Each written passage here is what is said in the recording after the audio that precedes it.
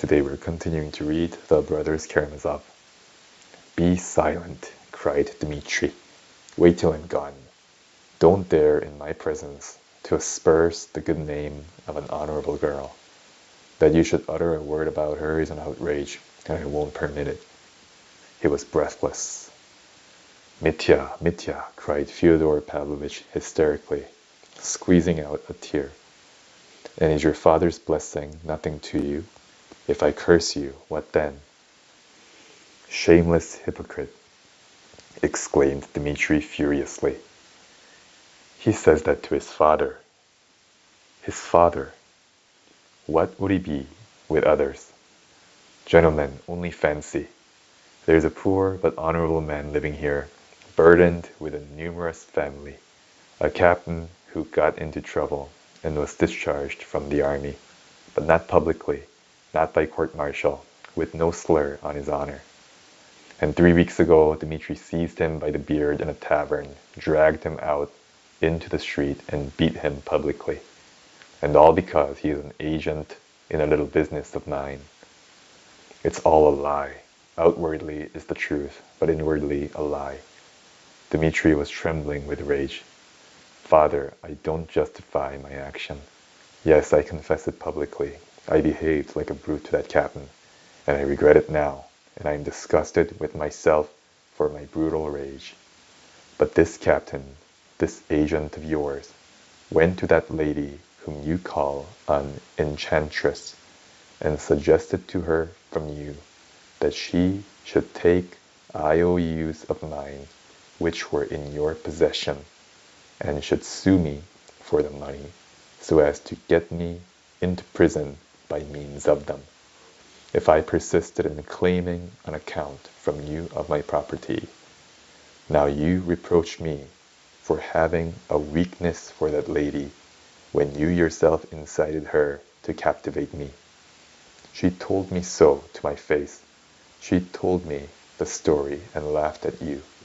You wanted to put me in prison because you're jealous of me with her, because you'd begun to force your attentions upon her. And I know all about that too. She laughed at you for that as well. You hear?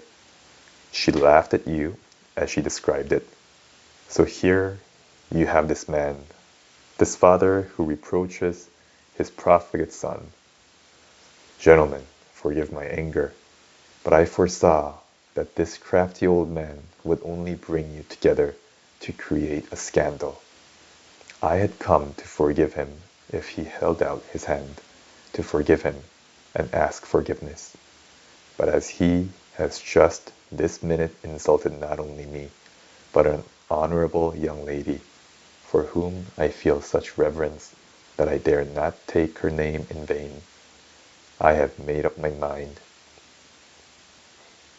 to show up his game, though he is my father. He could not go on. His eyes were glittering and he breathed with difficulty. But every one in the cell was stirred. All except Father Zosima got up from their seats uneasily. The monks looked austere, but waited for guidance from the elder. He sat still, pale, not from excitement, but from the weakness of disease. An imploring smile lighted up his face. From time to time he raised his hand as though to check the storm, and of course a gesture from him would have been enough to end the scene.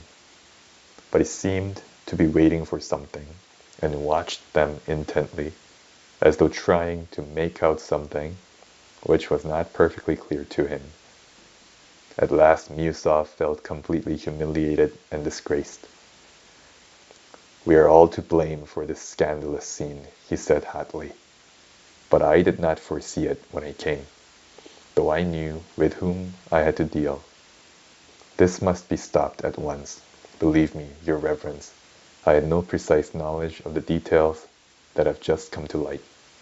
I was unwilling to believe them, and I learned for the first time. A father is jealous of his son's relations with a woman of loose behavior and intrigues with the creature to get his son into prison. This is the company in which I've been forced to be present. I was deceived. I declare to you all that I was as much deceived as anyone. And that's the end of the reading for today. Have a good day.